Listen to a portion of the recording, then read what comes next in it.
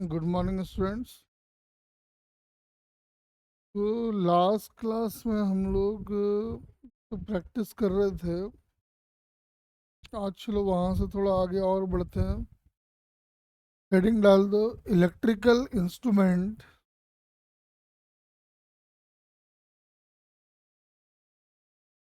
Electrical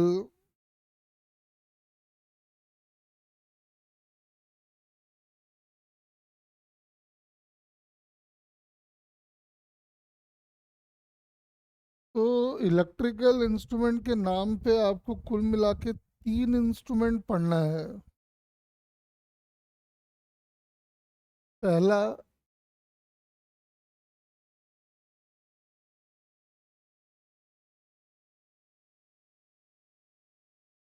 ammeter, तो ऐसे लिखा जाएगा।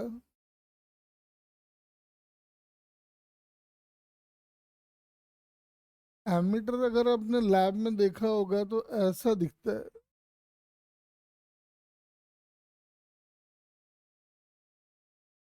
ऐसे रीडिंग होती है, यहाँ पे इसका जीरो होता है और ऐसे ऐसे रीडिंग मार्क किया हुआ रहता है।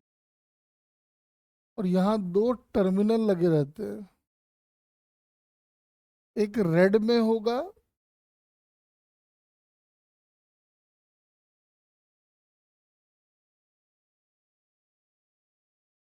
और एक ब्लैक में होता है। ब्लैक वाला को हम ग्रीन कर दे रहे हैं। ये इसका पॉजिटिव एंड है, रेड वाला, और ये इसका नेगेटिव एंड है। ठीक है ना। एमीटर जो है बेसिकली करंट मेजरिंग इंस्ट्रूमेंट है।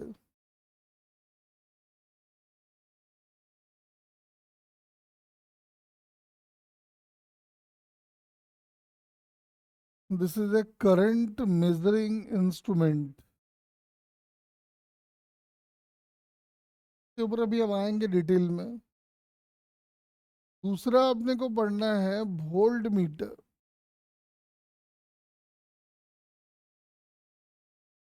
वोल्ट मीटर को रिप्रेजेंट ऐसे करते हैं नॉर्मली न्यूमेरिकल्स में। वोल्ट मीटर भी ऐसा ही दिखता है, कोई अलग नहीं है।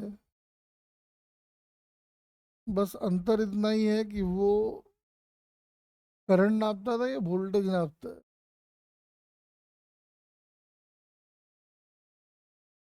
ऐसा दिखता है। इसमें भी रेड वाला पॉजिटिव होता है और ब्लैक वाला नेगेटिव होता है। ये वोल्टेज मेजरिंग इंस्ट्रूमेंट है। वोल्टेज कह लो या फिर पोटेंशियल डिफरेंस कह लो, बात बराबर है। ठीक है। तीसरा जो अपने को पढ़ना है वो है गैल्वेनोमीटर।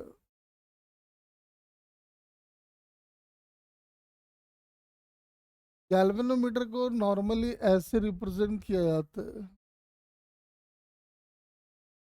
और गैल्वेनोमीटर भी दिखता ऐसा है, लेकिन इनमें एक डिफरेंस है। डिफरेंस क्या है देखो। गैल्वेनोमीटर का जीरो बीच में होता है और ये भागने को दोनों तरफ भाग सकता है। जब आप गैल्वेनोमीटर लैब में देखोगे ना, तो लैब में आपको अभी भी ये रेड नजर आएगा और वो ब्लैक नजर आएगा, लेकिन ध्यान रखें कि गैल्वेनोमीटर में कोई भी नेगेटिव और पॉजिटिव एंड नहीं होता है। आप गैल्वेनोमीटर में जैसे मर्जी है कनेक्शन कर दो, रीडिंग आ जाएगा।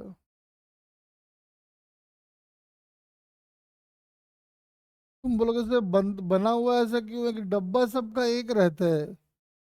और ये सब क्या है, दिल्ली में बहुत सस्ते मार्केट में मिलता है, सदर बाजार में मिलता है 10 रुपये 20 रुपये में। इतना कम पैसे में और क्या देगा। एक ही डब्बा बनाता है, उसी में गैल्वेनोमीटर मीटर फिट कर दिया, उसी में एमीटर फिट कर दिया, उसी में गैल्वेनोमीटर फिट कर दिया। There is no positive and negative end of the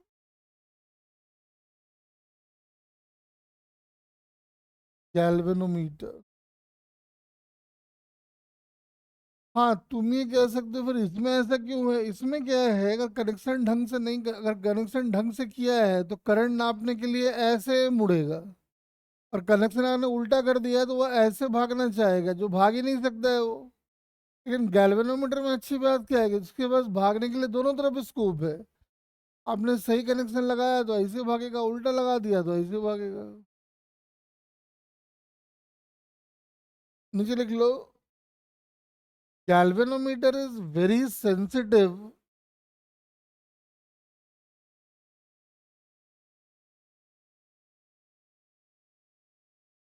Galvanometer is very sensitive instrument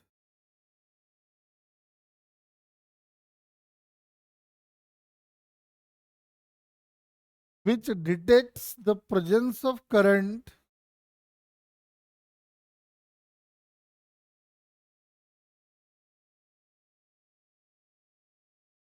which detects the presence of current। लेकिन हाँ, ध्यान रहे कि गैल्वेनोमीटर जो है बहुत बड़े करंट को रीड नहीं कर पाता है। Certain milli ampere, micro ampere, इस तरह के करंट को रीड कर पाता है। ये बड़े करंट को रीड करने में कैपेबल नहीं है। अगर ये बड़े करंट को रीड कर पाता तो फिर एमीटर की जरूरत ही क्या थी? तो एमीटर काम करता है। एमीटर बड़े करंट को रीड करता है, और जो गैल्वेनोमीटर है बहुत छोटे छोटे 10⁻⁻⁶ एम्पियर वाले जो करंट्स होते हैं उनको रीड करता है।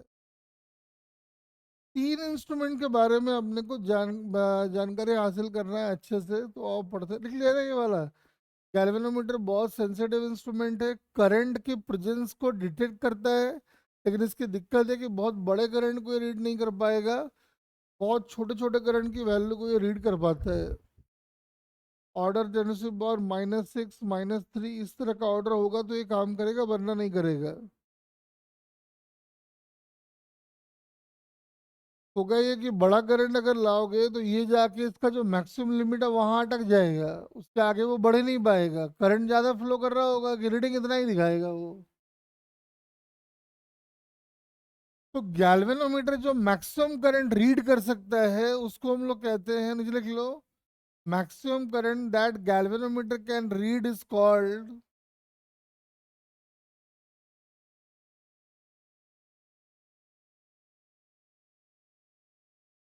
Full deflection current.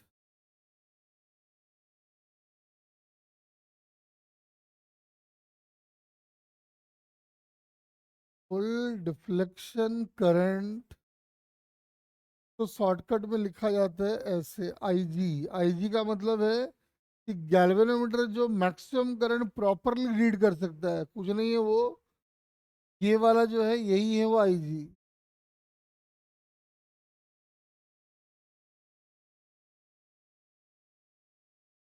इसमें अच्छी बात क्या है कि करंट के प्रेजेंस को वो इधर घूम के भी मेजर कर सकता है, इधर घूम के भी कर सकता है। इसीलिए गैल्वेनोमीटर में कोई भी पॉजिटिव और नेगेटिव एंड नहीं होता है। तो बोलो, क्लियर है छोटी छोटी बातें ये?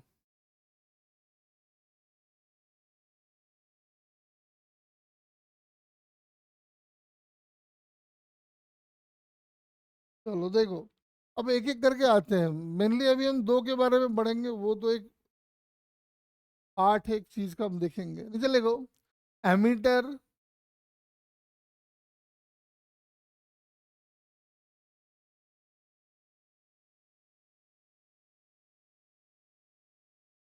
लिखते जाओ जरा फटाफट। It is a current measuring instrument.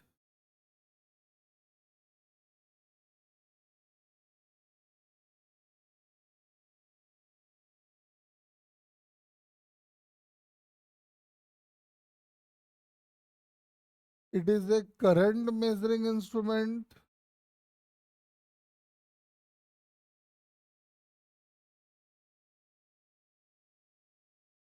it is always connected in series with the circuit।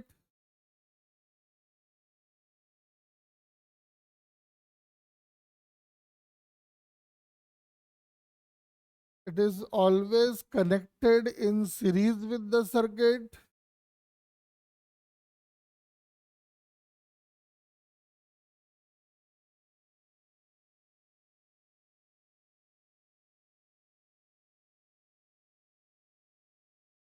जैसे देखो यहाँ पे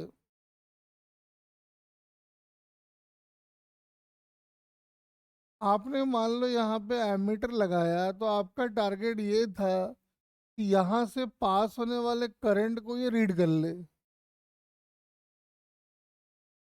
मतलब आप लगाए तो थे इसको इस पर्पज से कि ये रीड करे ई बाई आर को, है ना। लेकिन अगर एमीटर का अपना रेजिस्टेंस हो गया, तो जो एक्चुअल में करंट आएगा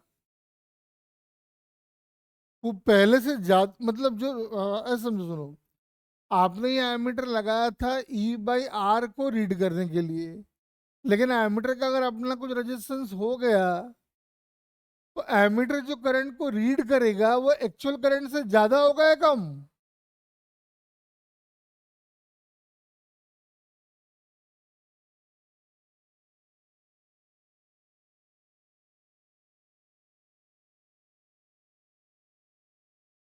ऑब्वियसली कम हो जाएगा। जैसे देखो ना, अगर हम एमीटर का रेजिस्टेंस को आर ए मान लें, करंट आना स्टार्ट हो जाएगा E by R plus R ए। लेकिन एक्चुअल में जो करंट आना था वो था ई बाई आर। तो अगर आपसे कोई बोले percentage change in the current ammeter के रेजिस्टेंस होने की वजह से,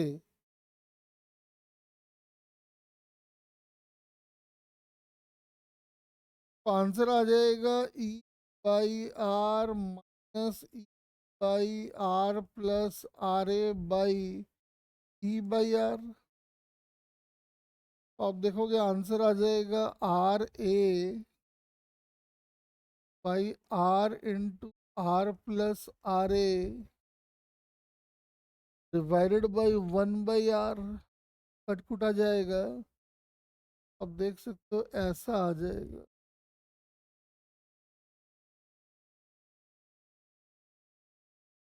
तो मुझे एक बात बताओ, अगर आप चाहते हो कि आपका एमीटर एकदम बढ़िया वाला रीडिंग ले, इसके लिए एमीटर का रेजिस्टेंस ज्यादा होना चाहिए कम।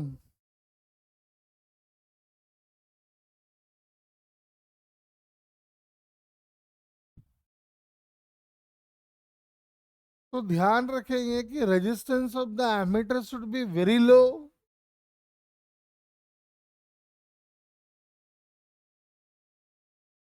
Resistance of the ammeter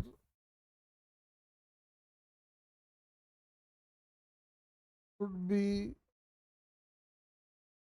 very low. Ideally, resistance of the ammeter is assumed to be zero।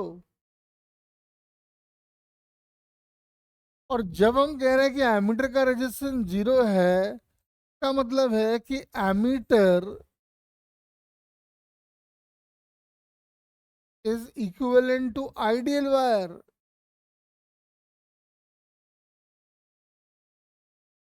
तो आपको करना क्या है कि जब किसी भी सर्किट में आइडियल एमीटर लगा हो,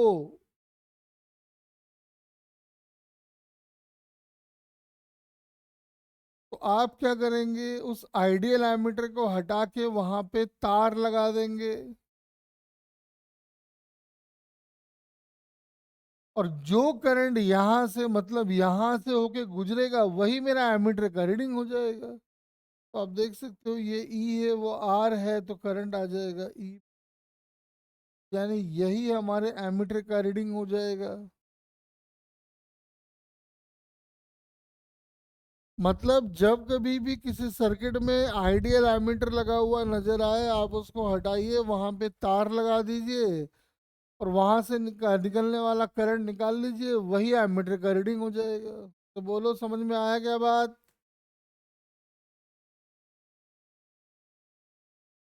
मतलब अल्टीमेटली करंट निकालना है, और करंट निकालना आपको आता है, तो उसमें कोई नई बात बचता नहीं है। जैसे एग्जांपल के लिए,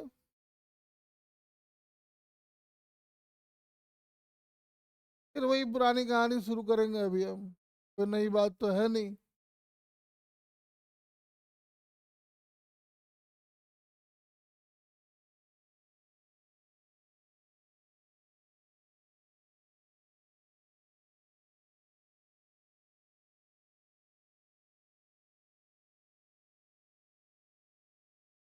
एग्जाम में क्या करेगा कि मर्जी है भाई, लगा दिया एक एमीटर यहाँ, एक एमीटर यहाँ, एक एमीटर यहाँ, एक एमीटर यहाँ, एक एमीटर यहाँ, लो।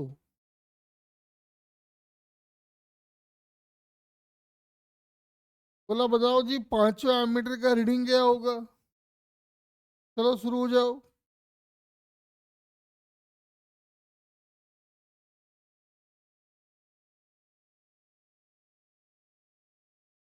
Find the reading of all the ammeters. सारे एमीटर जो है वो आइडियल है।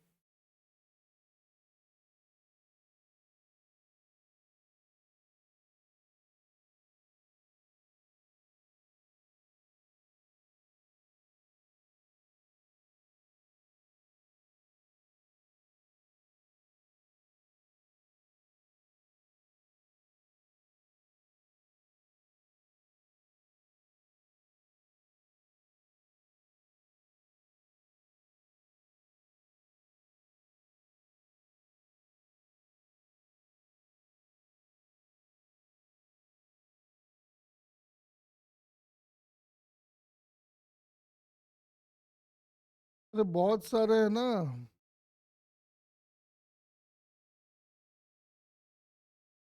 हाँ बैटरी का वोल्टेज दिया हुआ है, रजिस्टेंस दिया हुआ है, करंट निकालो।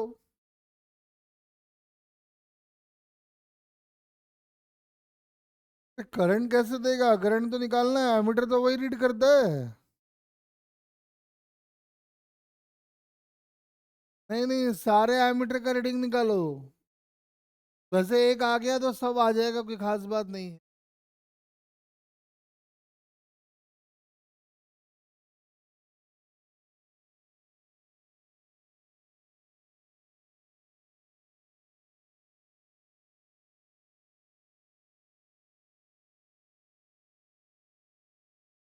भाई करंट जब निकालना है तो पुरानी बातें हो गई, वो आपको आता है।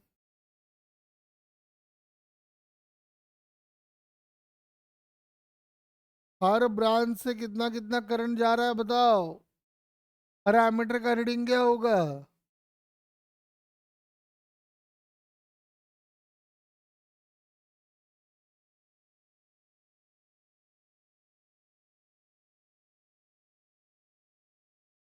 पहला काम मैंने क्या बताया कि जब भी आपको एमीटर दिखता है कि एमीटर को भूल भाल जाओ, पहले सारे एमीटर हटा लो। हटा दो। हट गया। हटा के नया सर्किट बना लो। अब करंट तो निकालना है तो निकाल लो, दिख रहा है। समझ में आ रहा है, ये R R two R two R two R हो गया, आर ये आर टू आर, फिर हो गया आर, ये हो गया टू आर, यानी यहां से करंट जाएगा ई बाई टू आर। यानी यहाँ जो एमीटर लगा हुआ था वो रीड करेगा ई बाई टू आर। अब समझ में आ रहा है कि इधर और इधर आधा आधा जाना है।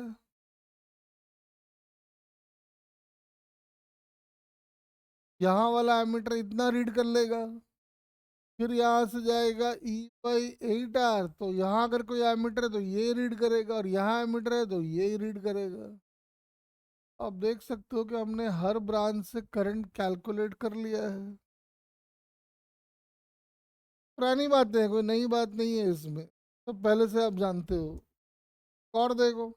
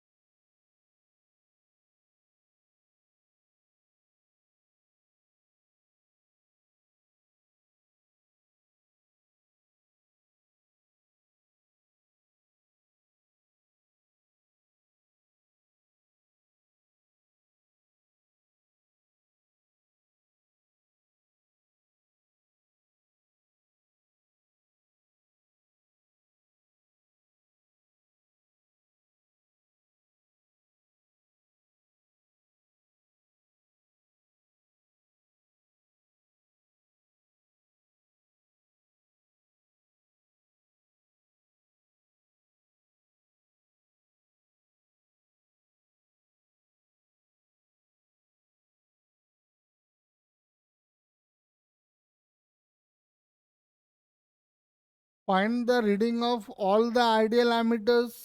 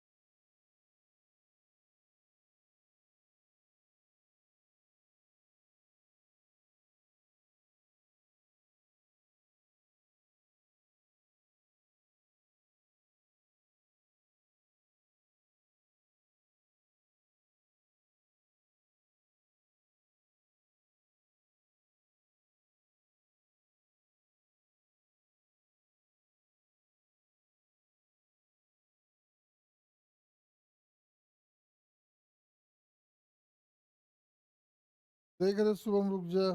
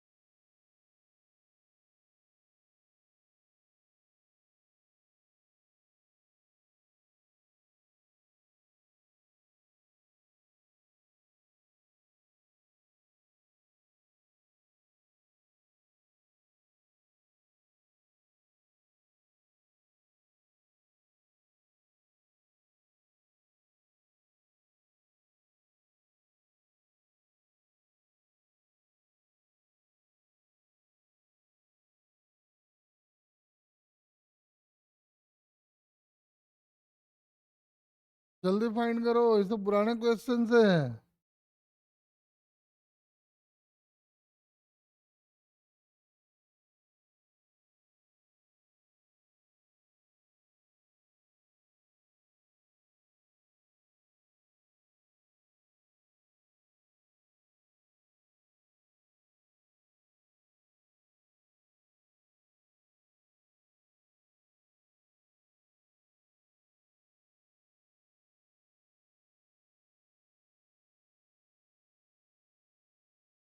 देखो, सिंपल क्वेश्चन है, इसमें क्या कर रहे हो?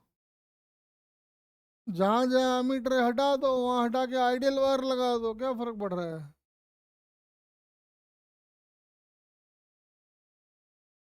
बस याद रखना, यहाँ एक एमीटर था, यहाँ एक एमीटर था, यहाँ एक एमीटर था, बस।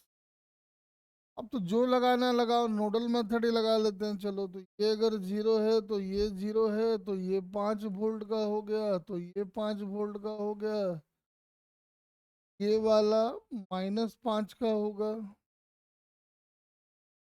और वैसे ही दोनों को इकट्ठा कर लो तो ज्यादा अच्छा रहेगा। तो 1 ओम को हटा के इसको 2 ओम कर देते हैं, ये अगर 0 का है तो ये 2 का हो जाएगा। आंसर ही आ गया। ये वाला करंट आ जाएगा, पोटेंशियल डिफरेंस 3 का है, रेजिस्टेंस 2 का है, तो करंट आ गया 3/2। तो ये वाला एमीटर रीड करेगा 3/2 एम्पियर। वैसे यहाँ पे साफ दिख रहा है कि यहाँ से यहाँ पोटेंशियल डिफरेंस 5 का है और ये 2 का है, तो 5/2 का करंट जाएगा, तो वो ये वाला एमीटर रीड कर लेगा। अब रहता है कि यहाँ से क्या होगा, तो आओ देखते हैं। इधर गया 3/2, इधर से आया था 5/2। जाहिर सी बात है इधर 1 एम्पियर चला गया होगा, तो यहाँ का एमीटर 3/2 रीड करेगा, यहाँ का 5/2, यहाँ का 1। खेल खत्म। तो क्या सोच रहे हो?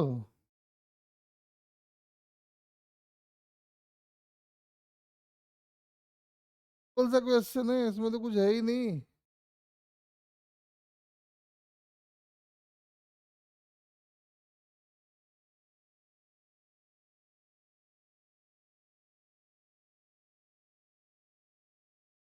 देखो,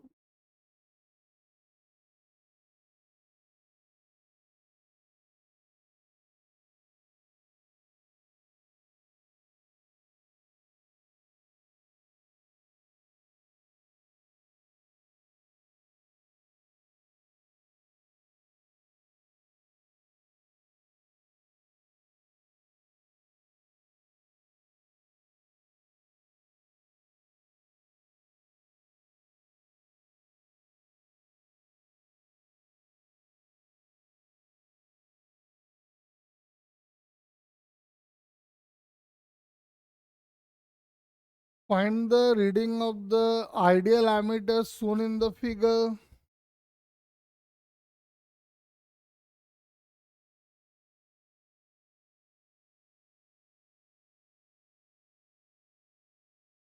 कुछ नहीं है, नाम का ये एमीटर एक टॉपिक है, बाकी सब पुरानी चीजें, लगे रहो अपना। करंट करंट खेलना है, इतने दिन से वही तो कर रहे थे, और क्या कर रहे थे?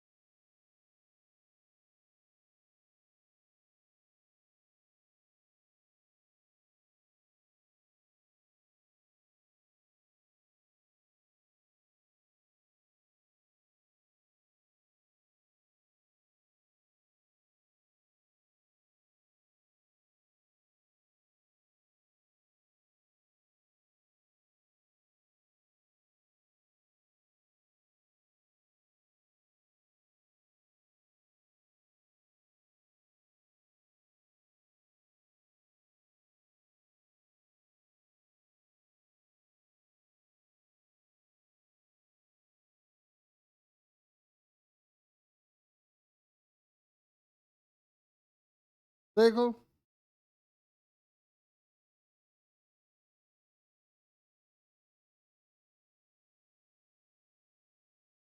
हीरो, तो देखते हैं।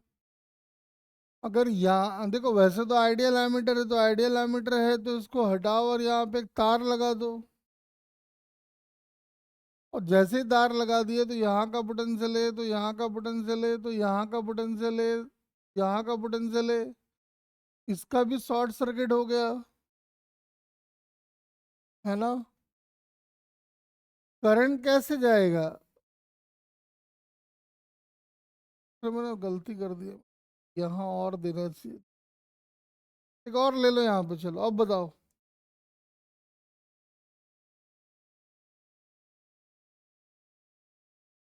अब बताओ क्या होगा।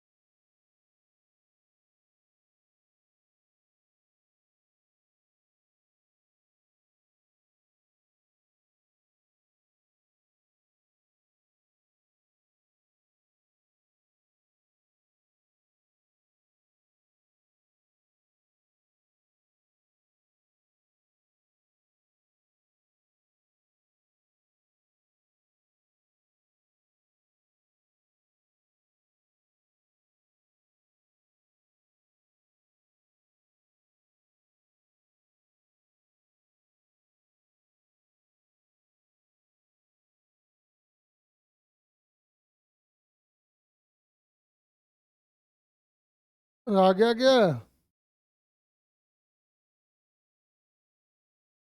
क्या खो गए हो एकदम?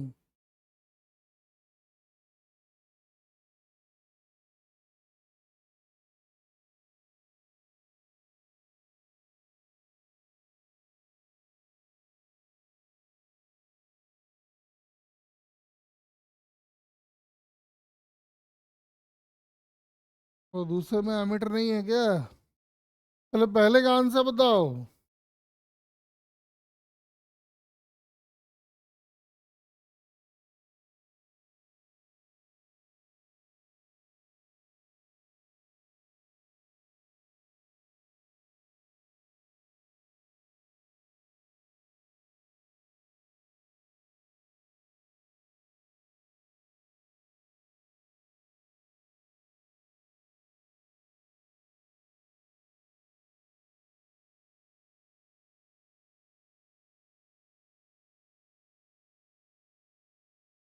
अरे नहीं महाराज, कहाँ। एमीटर को हटा के जब यहाँ पे आइडियल वायर लगाओगे तो आइडियल वायर लगेगा तो ऐसा नजर आएगा। और ऐसा नजर आया तो यहाँ का पोटेंशियल है, तो यहाँ का ये, तो यहाँ का ये, यहाँ का ये, तो इसका शॉर्ट सर्किट हो गया, इसका शॉर्ट सर्किट हो गया। यानी करंट ऐसे आएगा, ऐसे आएगा, ऐसे आएगा, यहाँ तक करंट आएगा, उधर नहीं जाएगा, करंट इधर आएगा। फिर करंट यहाँ से ऊपर जाएगा।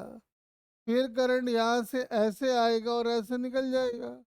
यानी जो एमीटर लगा होगा उसका रीडिंग सीधा सीधा हो गया E/2R। क्या दिक्कत है इसमें?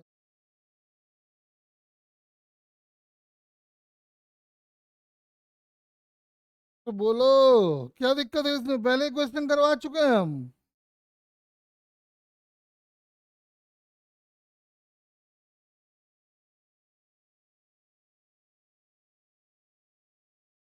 अरे सही है क्या, देख लो।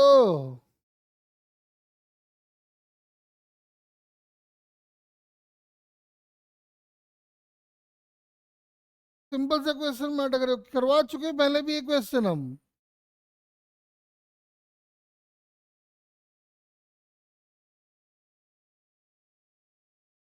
खाली छोटा यस सर। जल्दी इसका आंसर निकालो, कितना आएगा? बच्चा वाला क्वेश्चन है।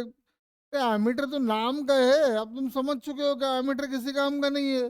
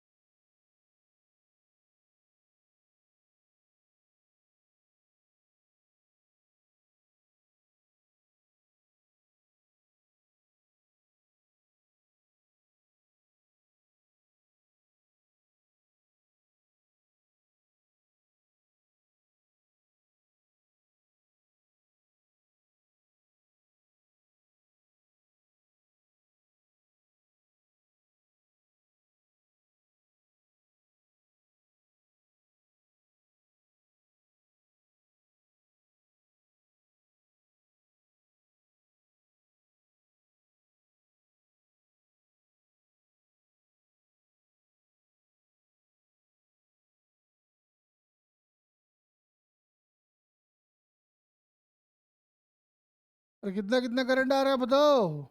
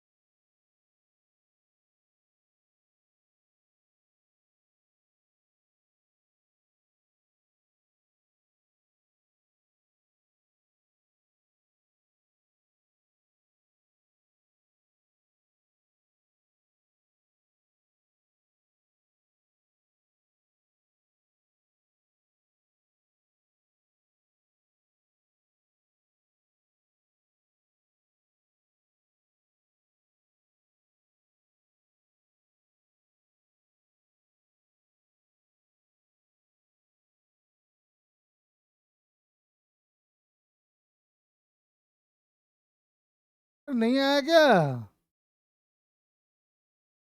बच्चा वाला प्रॉब्लम उसमें भी अटक रहा है ये लोग है।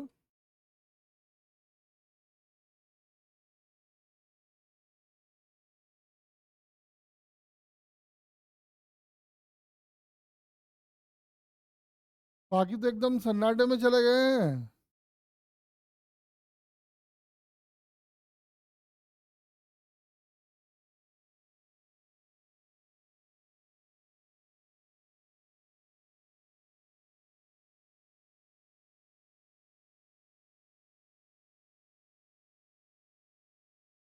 ऐसा, जैसे करंट निकालना है निकालो, तो मैंने मान लिया है कि नोडल मेथड लगा लेते हैं जो, ये 0, ये 5, तो ये 3। काम करते हैं, इस एक को ही घटा के यहाँ 1 + 1 कर देते हैं। ये 5 तो ये 15, और वो 5 तो ये भी 15, तो वाह वाह बड़ा अच्छा हो गया। यहाँ से कोई भी करंट का फ्लो नहीं होगा। लेकिन इधर करंट का फ्लो हो रहा है 7.5 एम्पियर का। नहीं, पक्का ये सारा करंट इधर से ही आया होगा। के बाद इधर अगर देखो तो समझ में आ रहा है कि पोटेंशियल डिफरेंस है, ये 3 पे, ये 0 पे, 3 का है और 2 का है, यानी 3/2 एम्पियर का करंट आएगा। इधर से आ गया है 15/2, और उधर से इतना, तो 9 एम्पियर का करंट यहाँ से चला जाएगा। बस खेल खत्म हो गया, अब क्या करना है इसमें, आधे घंटे से लगे पड़े हो।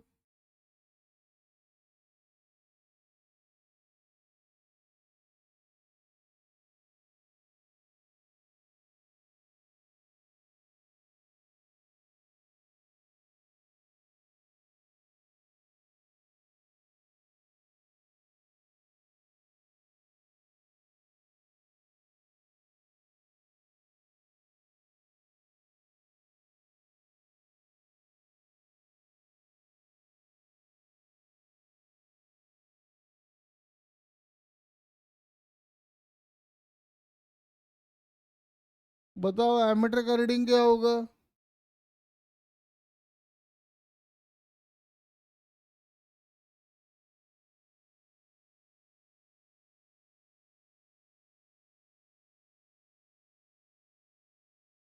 ऐसे ही और लिख देते, एक साथ ही दोनों कर लो।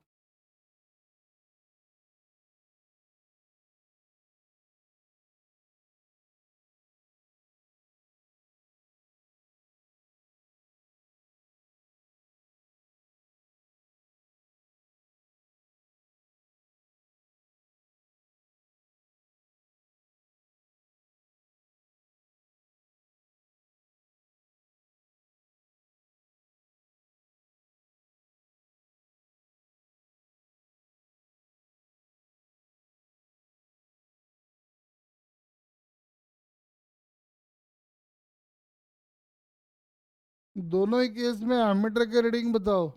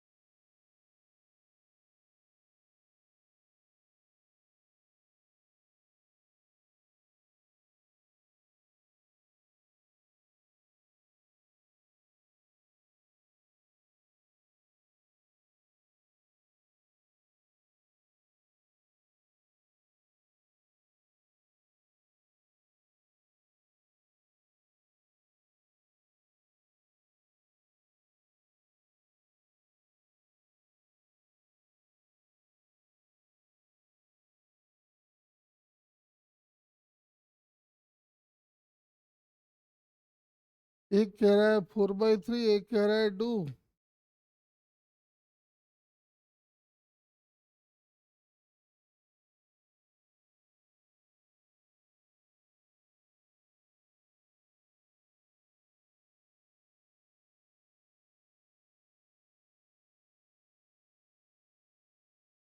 देखो दिख रहा है साफ साफ। ये और ये अपना पैर, चूंकि एमीटर को हटाओगे तो जाहिर सी बात है आइडियल वायर लगेगा, और आइडियल वायर लगते ही वो बन जाएगा अपना ऐसा। तो ये दोनों अपना पैरेलल में है तो इक्विवेलेंट दो का आ गया, ये भी दोनों दो का आ गया, और ये दो और दो चार का हो गया, चार का हो गया, मतलब करंट 4 एम्पियर का आ गया। अब करंट को डिस्ट्रीब्यूट होना है, तो जहां से रेजिस्टेंस कम है वहां ज्यादा करंट जाएगा। वहां जाएगा 6/9 × 4, यानी 2/3 ऑफ 4, यानी 8/3। यहाँ से 1/3, यानी 4/3। सिमिलरली यहाँ से जाएगा 8/3, और यहाँ से जाएगा 4/3।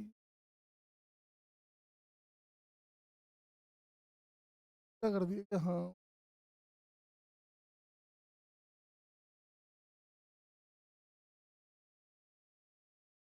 ये 6 से इतना है तो वही कहानी है ना, तो उधर भी जाएगा 4/3 एम्पियर, यहाँ से जाएगा 8/3 एम्पियर।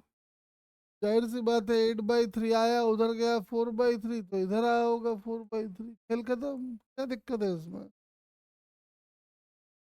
दूसरा ट्राई करो।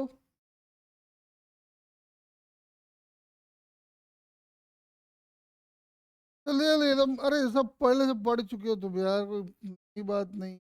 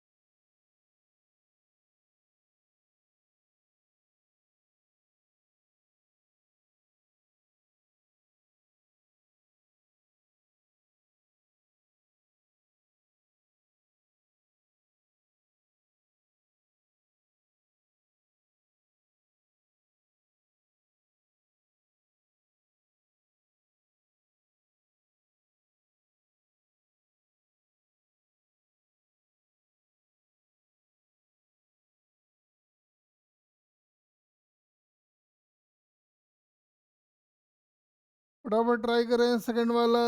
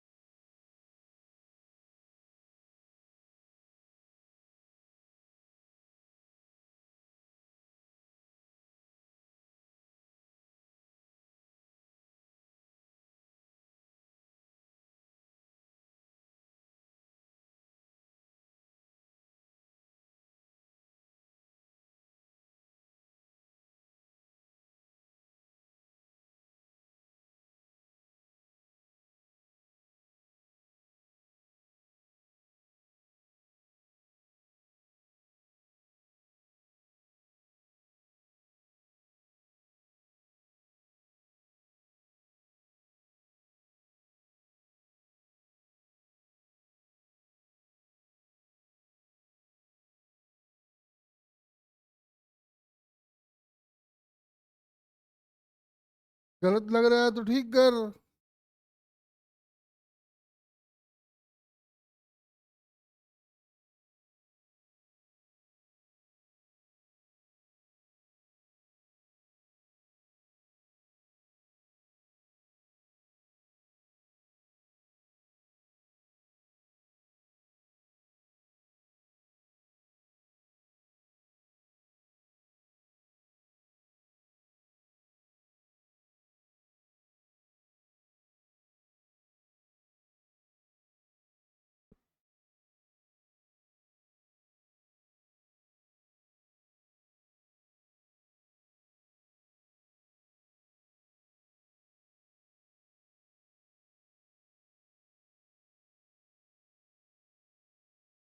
अरे कहाँ सन्नाटे में चले गए?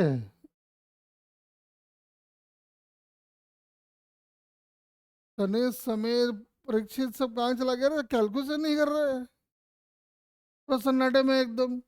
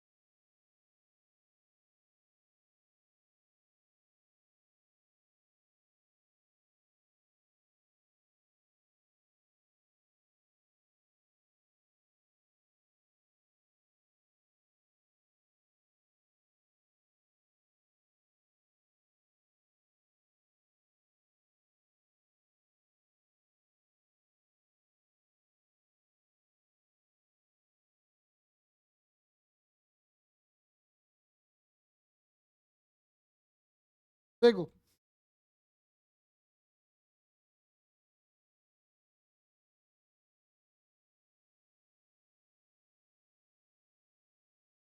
सिंपल सिंपल सा काम है, एक एक घंटे से लगा पड़ा है। सब किया कराया, कोई दोबारा करवा रहे हैं, उसके बाद ये हालत है।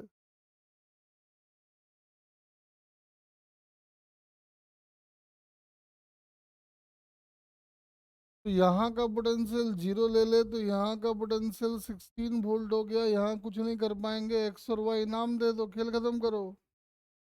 दो बार केसीएल डालो।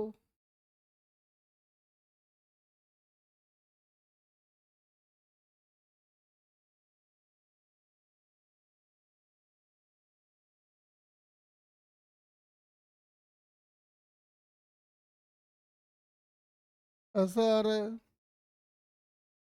यहाँ से एक इक्वेशन बना लो, 6 से मल्टीप्लाई कर लो।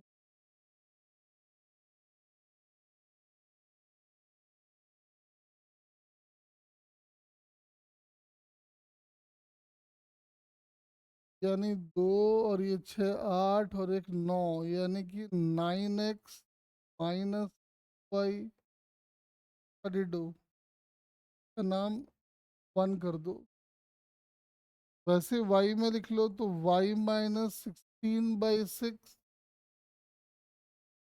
y - x/1, y - 0/3। वैसे इसको ना करने का एक आसान तरीका भी बताता हूँ, रुक जाओ, पहले ऐसे देख लेते हैं, एक तरीका और बता देते हैं, चलो। y - 2x + 2y - 0। y वाले एक, x 7, 7 और 2 9, तो 9y - 6x = अपने को x और y चाहिए।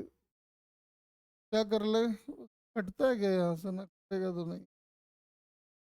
अरे 1 और 2 को सॉल्व करके एक्स और वाई निकालना कितना आ रहा है?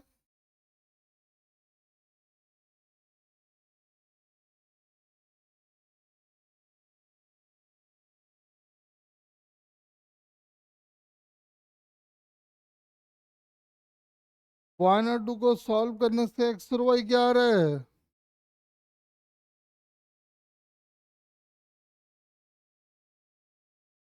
तो माइनस में आने का मतलब क्या? पोटेंशियल माइनस में आया तो आया, क्या दिक्कत है उसमें? करंट तो प्लस आएगा।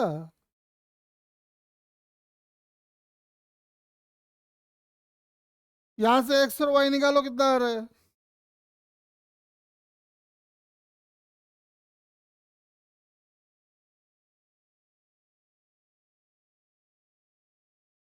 सबका तो अलग अलग आ रहा है, ये तो दिक्कत है। चलो हम खुद ही सॉल्व कर लेते हैं, आ जाओ। तो 6 से मल्टीप्लाई कर लेते हैं, इसको 9 से मल्टीप्लाई कर लेते हैं। कट जाएगा ना वैसे तो, कट जाएगा।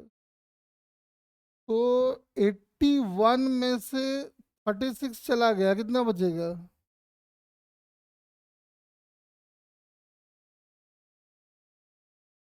और राइट हैंड साइड में है 32 × 6 -16 × 9, कितना आ गया देखो तो।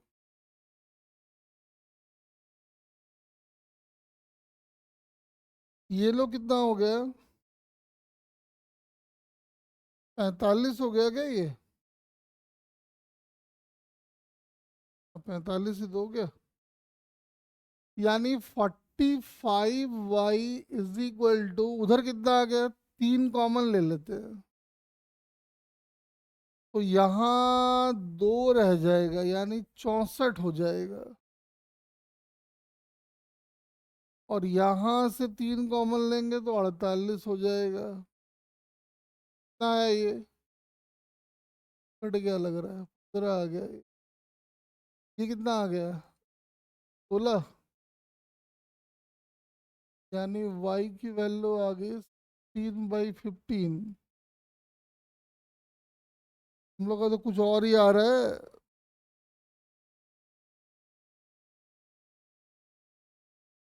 और जैसे एक बार y यहाँ से आ गया तो उसको लाके हम यहाँ डाल देंगे तो x आ जाएगा, तो 9x कितना आ गया? 6 × y। ये कितना आएगा देखो जरा। 16 कॉमन ले लो, 36/15 ऐसा आ रहा है क्या? 12/5।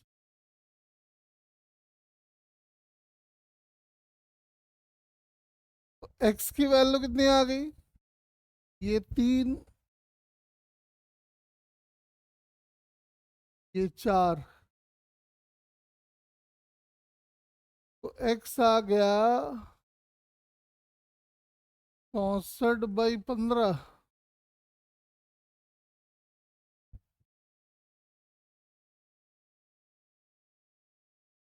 तो 64/15, और वो कितना आया था y? x कितना आया था? y sorry 16/15। तो समझ में आ रहा है कि दोनों को सब्ट्रैक्ट कर दो ना, तो दोनों को सब्ट्रैक्ट करोगे तो आएगा 64 माइनस, यानी 48/15। और यही करंट हो जाएगा। रजिस्टेंस एक ओम का है। करंट आ गया 48/15, जो कि तुम लोगों का नहीं आया।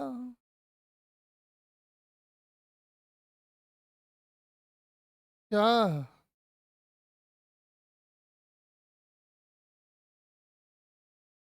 कैलकुलेशन गड़बड़ किया होगा, देख हम क्या बताएं इसमें। उसको एक और तरीके से, आसान तरीके से बता देते, देखो। जहाँ थोड़ा सा कैलकुलेशन कम लेंदी होगा। डेटा देख लेते हैं, 3 6 6 3 1 16। देखो, है ना? तो एक तरीके से और बताए तो वो थोड़ा सा आसान है। ये 3, ये 6, ये। अब कैलकुलेशन कहाँ गलत किया, सो हम कहाँ ढूंढते फिरे।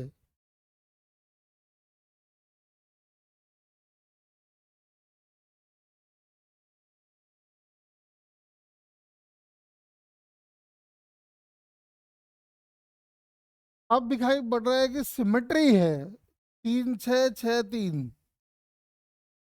तो सिमेट्री है तो क्या फायदा होगा, सुनो। यहाँ का 0 मानो, तो यहाँ का 16 वोल्ट हो गया, तो यहाँ का x मान लो। ठीक है ना। तो यहाँ और यहाँ का y मान लो, चलो फिर मान लेते, कोई दिक्कत नहीं है। क्या करेंगे, सुनो। एक तो लिखेंगे x वाला इक्वेशन, तो जो पहले आया था वही आएगा, फिर से लिख देते हैं वैसे तो। x-16/3, x-y/1 और x-0/6 इज इक्वल टू 0। यानी 2x-32 plus 6x-6y plus x is equal to 0। यानी 9x तो हो गया ये, -6y हो गया ये, 32। कटेगा वटेगा तो नहीं, ऐसे ही छोड़ देते हैं। अब जो पिछले बार हमने y का इक्वेशन लिखा था, अब हम नहीं लिखेंगे, अब थोड़ी चालाकी लगा लेंगे। चालाकी कैसे लगाएंगे, बोलेंगे ड्यू टू सिमेट्री जितना करंट यहां से यहां जाएगा वही करंट यहां से यहां जाएगा। तो इक्वेशन बनेगा 16 minus x/3 must be equal to y-0/3। तो 3 से 3 काट दो, x plus y is equal to 16 आ गया। अब इन दोनों को सॉल्व वॉल्व करो, आंसर निकालो, देखो तो वही आ रहा है कि नहीं आ रहा है, चेक करो तो। हाँ, वही काम जो मैंने किया है आप इसके लिए भी कर सकते हो, लेकिन फायदा नहीं होगा आपको, तो ऑलरेडी हम कर चुके हैं ये काम। और सिमेट्री है तो लिखोगे तो एक ही इक्वेशन आ जाएगा, अलग नहीं आएगा। इधर से ग्रीन वाले में भी लिखोगे तो भी देख लो, हम लिख के दिखा देते हैं। तो 16 - y/6 that must be equal to x-0/6। अब देखो वही इक्वेशन दोबारा आ गया। ये 2 बार काउंट नहीं करके एक ही बार काउंट किया करो। सिर्फ 1 और 2 को सॉल्व करके देखो तो जो पिछली बार आंसर आया था वो सही आया था या गलत आया था।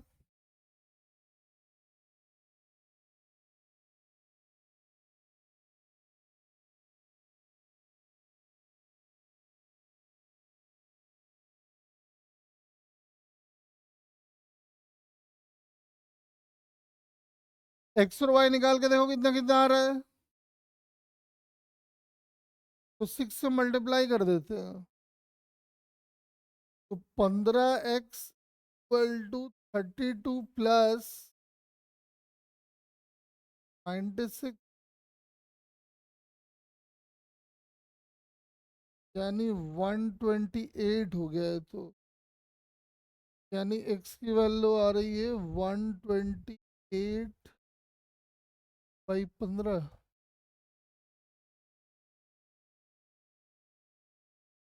और y की वैल्यू कितनी आएगी यहाँ से ये देख लो। y की वैल्यू होगी -128/15। कितना आ रहा है चेक कर दो ये वाला।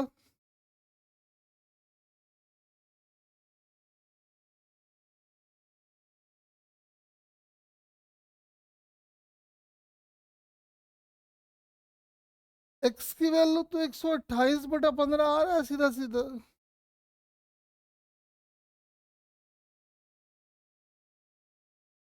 और y कितना आ रहा है।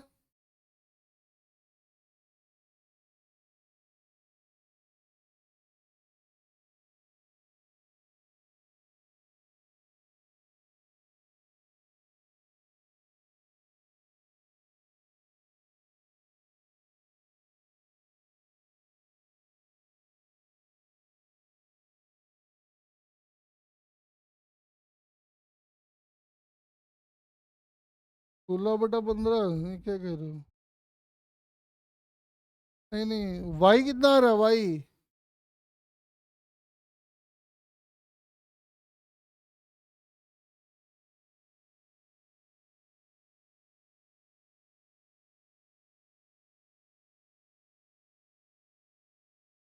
तो ये तो एक्स है ना, वाई कितना आएगा सुबह? तो 12/15। तो देख लो। और 112/15 वाला बड़ा है कि 128 वाला? 128 वाला ही बड़ा हो गया। तो 128 में से 112 गया तो कितना बचा? आंसर आ गया। पिछली बार क्या आया था? पिछली बार।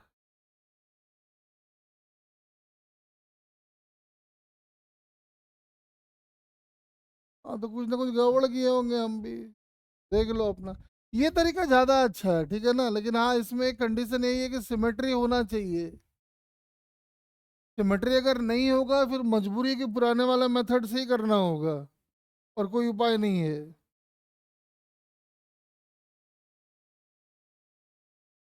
सारे करंट के क्वेश्चन दोबारा करवा रहे हैं। तुम लोग जो है ना आराम से जो है डल रिस्पॉन्स एकदम।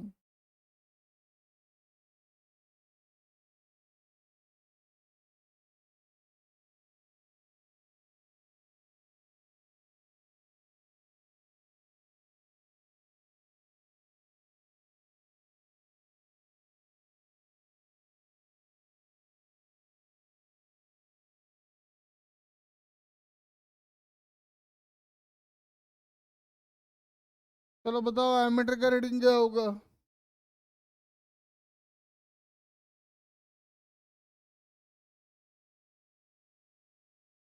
इस बेटा इसमें हम क्या बताएंगे, कैलकुलेशन का खेल है, कैलकुलेशन जो सही है वही आंसर है।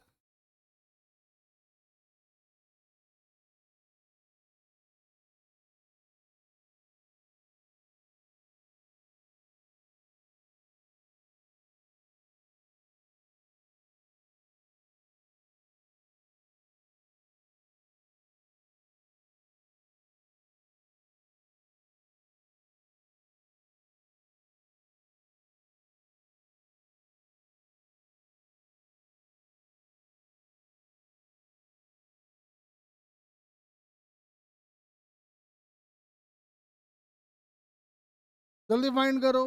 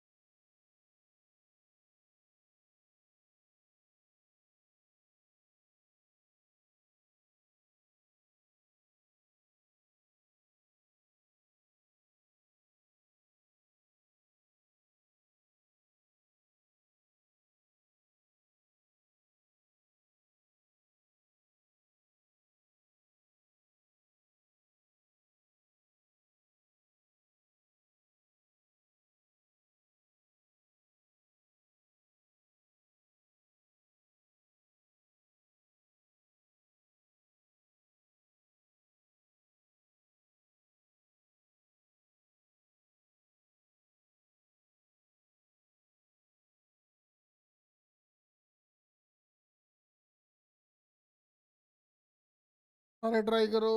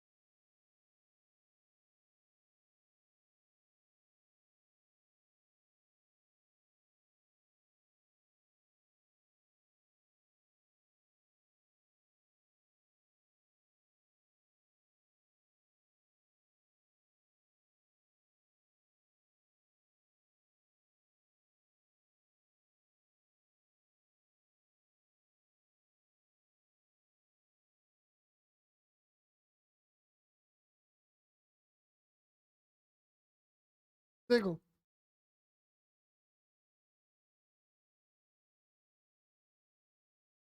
तो यहाँ का पोटेंशियल जीरो मान लेते हैं, तो ये 10 वोल्ट हो जाएगा। तार बन गया है। ये एक्स मान लो, ये वाई मान लो। एक तुम लिख पाएंगे कि x-10/1, x-1/1, x-0/2 इज 0, यानी कि 2x-20 plus 2x-2y plus x equal to 0, यानी 5x-2y इज इक्वल टू 20। इसका नाम 1 कर दो। और वही सिमेट्री वाला कॉन्सेप्ट लगा लेते हैं कि जो करंट ये जाएगा वही करंट ये जाएगा, यानी कि 10 - x/1 that must be equal to y-0/1, यानी x plus y is equal to 10। उसको 2 से मल्टीप्लाई कर लेते हैं, तो 7x, वाई तो गया, ये 40 हो गया। तो y की वैल्यू कितनी आ गई? 10 - 40/3, यानी -10/3। तो पोटेंशियल डिफरेंस जब लिखेंगे x माइनस वाई, तो ये हो जाएगा प्लस हो जाएगा ना, तो 50/3 आ गया।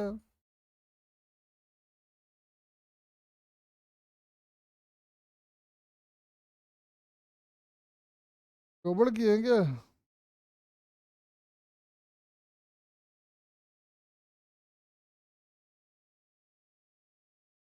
नहीं, x कितना आ रहा है ये?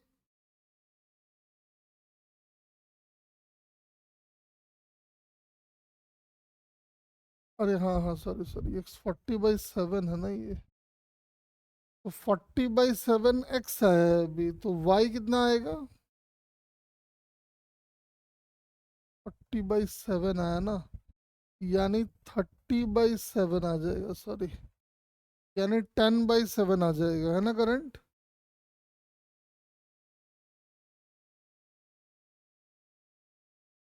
अरे करंट 10/7 तो आ रहा होगा, हाँ ठीक है। तो ये तो था एमीटर, ठीक है ना, कोई खास बात नहीं है। कभी कभी क्या करेगा बदमाशी करके, एमीटर का भी रेजिस्टेंस दे देगा। जैसे मान लो दे दिया ऐसा।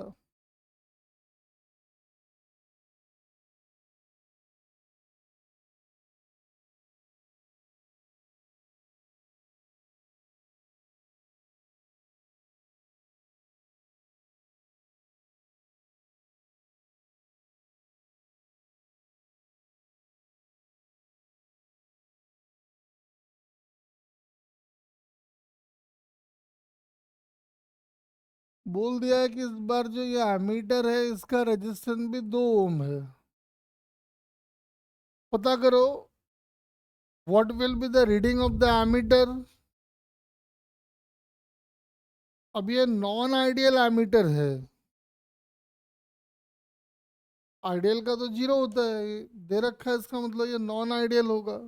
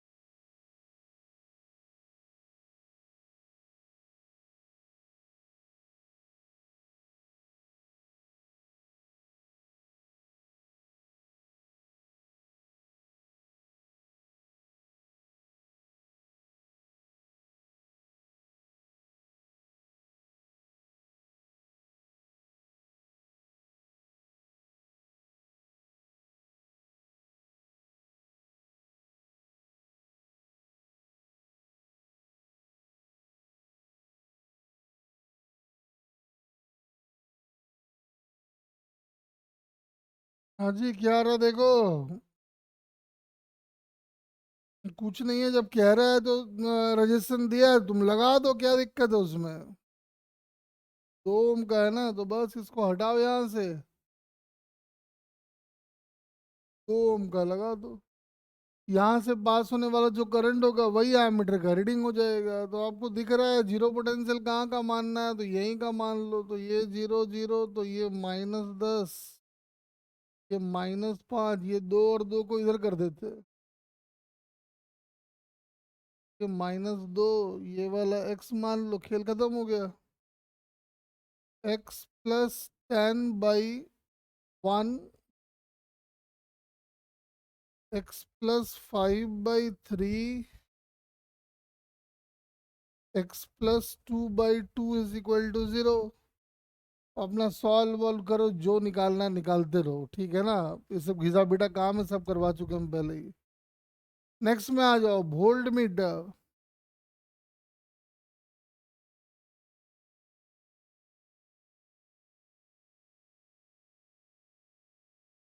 ये लिखो, volt meter.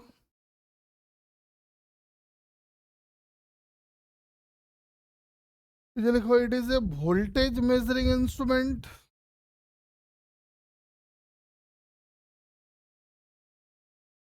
It is a voltage measuring instrument.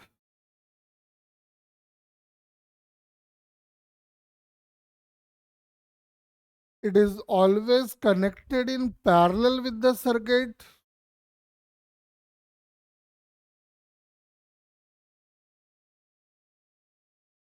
It is always connected in parallel with the circuit.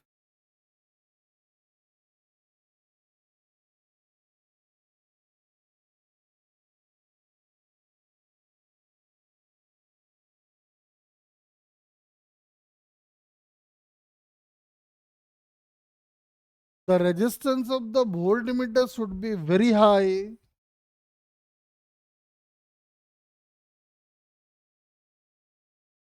The resistance of the voltmeter should be very high so that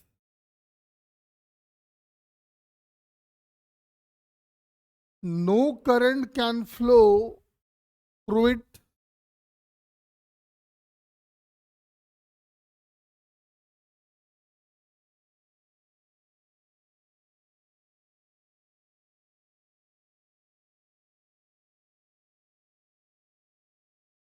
The resistance of ideal voltmeter is assumed to be infinity.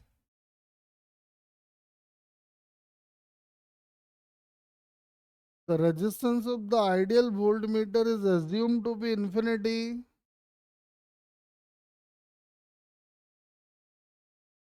भाई voltmeter आपने लगाया था, यहां से यहां का potential difference जो कि होगा ई, नापने के लिए लगाया था। लेकिन अगर वोल्ट मीटर का रेजिस्टेंस इसके कंपेरेबल कुछ हो गया तो कुछ करंट इधर से चला जाएगा, तो इधर से पास होने वाला करंट एक्चुअल से कम होगा। रेजिस्टेंस वही है, करंट एक्चुअल से कम हो गया है, तो रीडिंग एक्चुअल से ज्यादा आएगा या कम आएगा।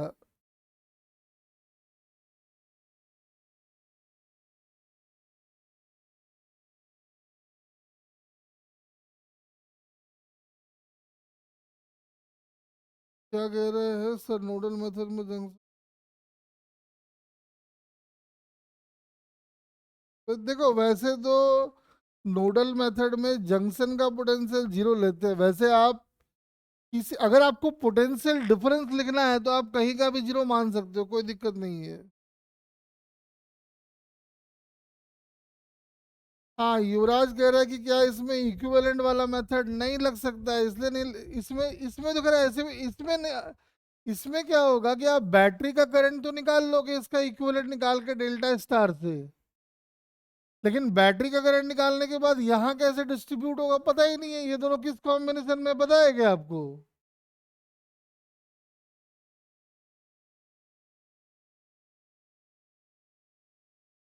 अरे युवराज समझ गया क्या।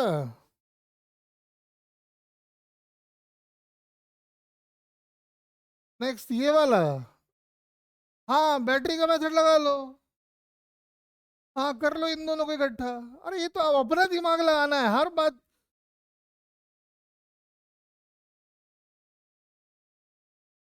अपना करो बैटरी वाला मेथड, कौन मना कर रहा है। अरे अलग कैसे आ जाएगा शुभम यार, अजीब बात करता है तू भी। कैसे अलग आ जाएगा, मजा अलग आ जाएगा, देखते कैसे आएगा। ये तो मतलब 12th का साइंस का बच्चा होकर तू अजीब अजीब बातें करता है। आओ देखते कैसे अलग आएगा।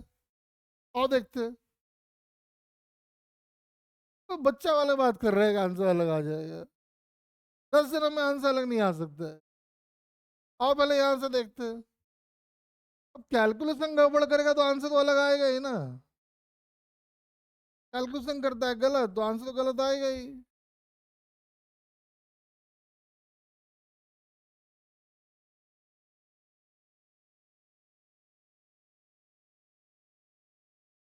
50 मेथड लगा हुआ सबसे आंसर एक आएगा, अलग कैसे आ सकता है, आ ही नहीं सकता है। ये कर दिए हैं, अब देखो यहाँ से कितना आएगा। 6 और 2 8, 8 और 3 11। 11x हो गया ये। अब हो सकता है कैलकुलेशन हमसे भी गलत हो जाए, उसमें क्या बड़ी बात है, आंसर तो एक आएगा ही आएगा। तो 60 ये और 10 ये और उतना, यानी कि -76 हो गया है तो। अब देखते रहना कैलकुलेशन, हम कैलकुलेशन करते नहीं है वैसे। तो ऐसे बहकी बहकी बातें करते हो इसलिए मजबूरी में कैलकुलेशन कर रहे हैं। एक्स आ गया और ये -2 है। तो पोटेंशियल डिफरेंस अगर लेंगे तो कितना आएगा, 76/11 -2।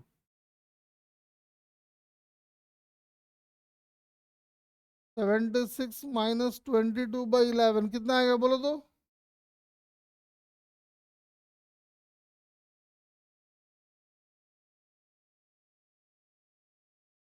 54/11। 54, हाँ ठीक। 54/11। ये आया है पोटेंशियल डिफरेंस और 2 से और डिवाइड करना पड़ेगा। तो करंट आ गया इस रास्ते से 27/11, ये ना आया देख लो।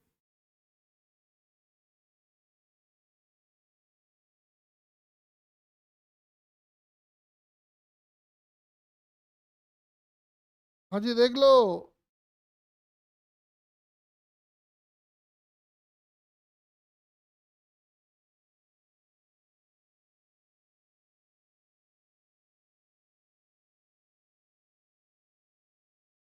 नहीं आया ये हमारा। कैलकुलेशन में तुम लोग का तो कैलकुलेशन को किसी का नजर ना लग जाए।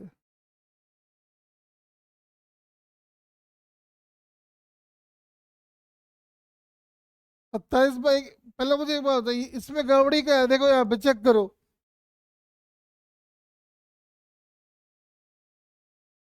x+10/1, x+5/3 और x+2/2। ऐसे मैंने मल्टीप्लाई कर दिया। 6x+60, 2x+10 और 3x+6। एक्स तो ठीक आ रहा है।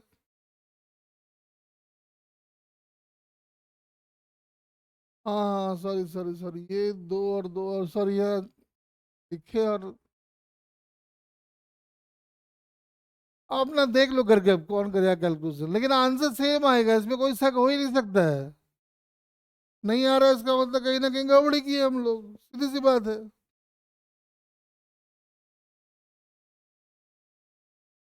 देखो चेक करके देख लेना, आंसर आ जाएगा। दोनों क्या 10 मेथड से भी करोगे तो भी सेम आएगा, ध्यान से देखो। तो हम कह रहे हैं कि अगर आइडियल, ये आइडियल एमीटर नहीं हुआ मतलब इसका रेजिस्टेंस इनफाइनाइट नहीं हुआ, तो कुछ करंट इधर से चला जाएगा तो ये वाला करंट कम हो जाएगा। तो वोल्ट मीटर जो रीडिंग लेगा, वोल्टेज जो नापेगा इसके क्रॉस, वो रियल से ज्यादा आएगा या कम।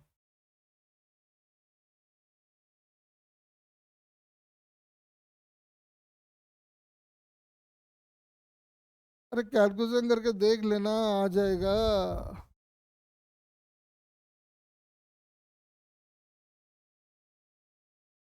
अरे बोलो। हम कह रहे अगर ideal ammeter, ideal voltmeter नहीं हुआ तो कुछ करंट इधर चला जाएगा, कुछ करंट उधर चला गया तो ये वाला करंट रियल से कम हो जाएगा। तो वोल्ट मीटर का रीडिंग एक्चुअल से ज्यादा आएगा या कम? कम आएगा। तो कितना कम आएगा, कितना परसेंटेज एरर आएगा, ये सब पूछता है। तो आइडियल एक्चुअल में जो आएगा वोल्टेज, एक्चुअल में तो वोल्टेज आएगा कितना, ई के इक्वल। तो चलो एक काम करते हैं, एक रेजिस्टेंस और लगा देते हैं। अब आंसर ये नहीं आएगा ना, बदल जाएगा देखो। मान लो ये ऐसा कर देते, देखो आ जाओ। मान लो ये आर और ये टू आर है। तो अगर वोल्ट आइडियल जो रीडिंग आएगा वोल्ट मीटर का वो आएगा E/3R × यानी ये भी आइडियल है, क्योंकि हो जाएगा E/3। बोलो हाँ कि ना? भाई वोल्ट मीटर का काम था यहाँ से यहाँ का पोटेंशियल डिफरेंस नापना, तो पोटेंशियल डिफरेंस यही तो आएगा। लेकिन आपने अगर वोल्ट मीटर लगा दिया है और वोल्ट मीटर का अपना कुछ रेजिस्टेंस है आरवी, तो अब क्या होगा? अब आरवी और ये हो गए पैरेलल में, तो इक्विवेलेंट आ गया R × RV R + RV + 2R। और इसमें ई से डिवाइड कर दिए तो करंट आ गया। बोल।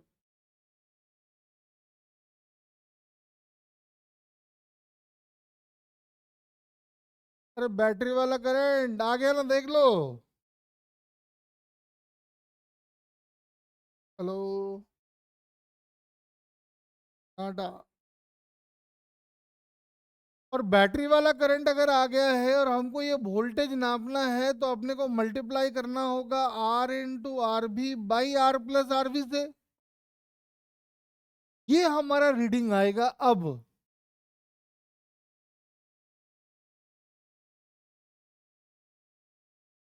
तो आप देख सकते हो कि पहले जो आंसर बहुत सिंपल सा और बड़ा अच्छा सा आ रहा था, अब ऐसा आंसर नहीं आ रहा। वैसे एक बात मान के रखो कि 99% केसेस में वोल्ट मीटर आपको आइडियली दिया रहता है। कैसे प्रॉब्लम कर रहे हैं देखो, हम बताते हैं आपको। कुछ नहीं है, ये सब भी पुराना कहानी है। जैसे मान लो एग्जाम में क्या करेगा देखो। एग्जाम में आएगा देखो, एक बैटरी, एक रेजिस्टेंस, एक बैटरी, एक रेजिस्टेंस, ऐसा लगा दिया।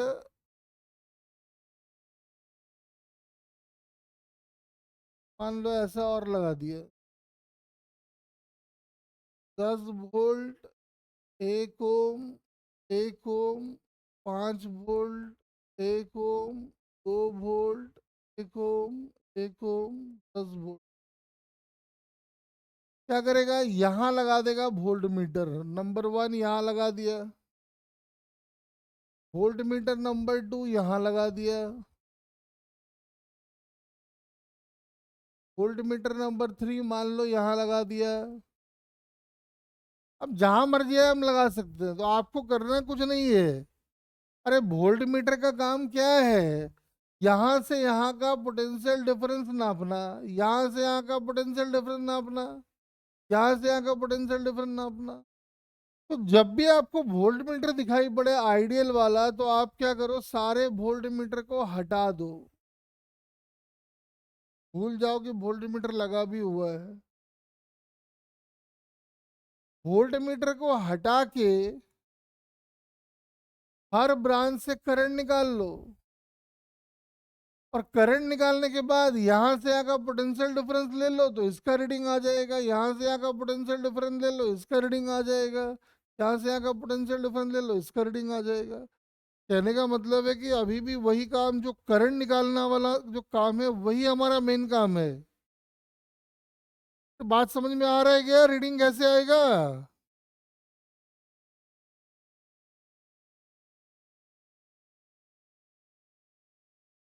ये वाला क्वेश्चन ट्राई करके आपको आने का है। तो जब भी वोल्ट मीटर नजर आए, आमीटर नजर आए, आपको समझ में आ गया कि कुछ नहीं है, सब काम पुराना वाला ही है। बस एक नया टॉपिक जोड़ दिया है, एमीटर वोल्ट मीटर। ये बात समझ में आ रहा है?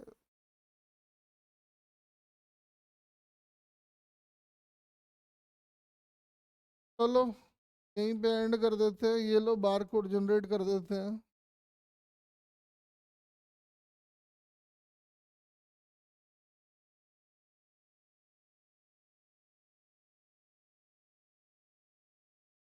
सर एक बार कौन सा क्वेश्चन बोल।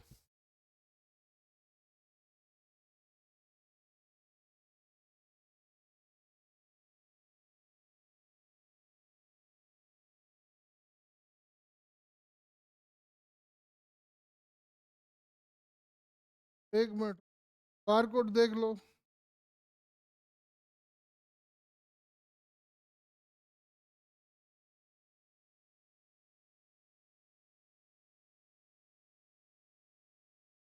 ये 10 का, ये एक,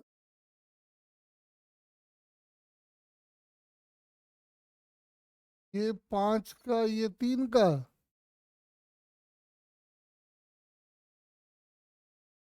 देख लेना थोड़ा, मुझे अच्छे से दिख नहीं रहा है।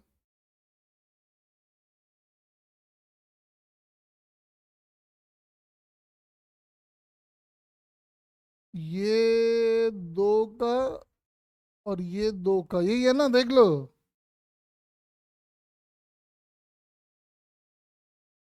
ये 2 वोल्ट का है।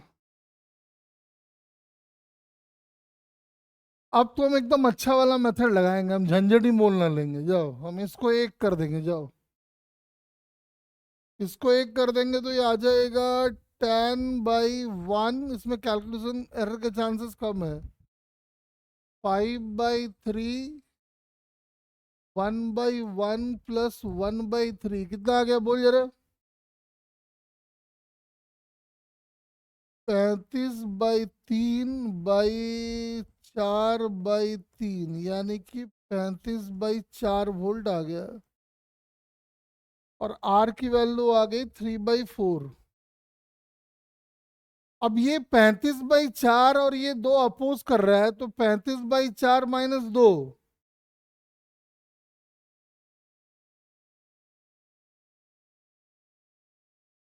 बाई 3/4 + 4, यही अपना आंसर होगा।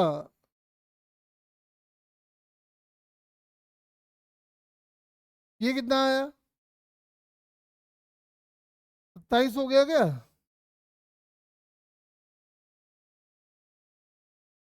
बाई 4,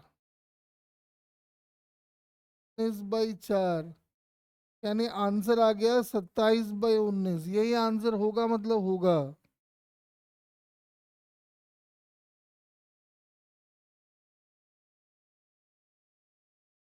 नोडल मेथड लगाना है तो वो भी कर लो, अभी समझाए थे ना, करके देख लो अपना। उससे भी वही आएगा। नहीं आ रहा है इसका मतलब कैलकुलेशन गड़बड़ है, कोई शक नहीं है उसमें। हाँ होगा ही शुभम, ऐसी बातें मत कर रहे तू। चलो क्लास को एंड करते हैं, ठीक है ना। हाँ ठीक है बेटा, आज हम कर अभी अपलोड कर देंगे और आपको लिंक भी सेंड कर देंगे। चलो बाय बाय।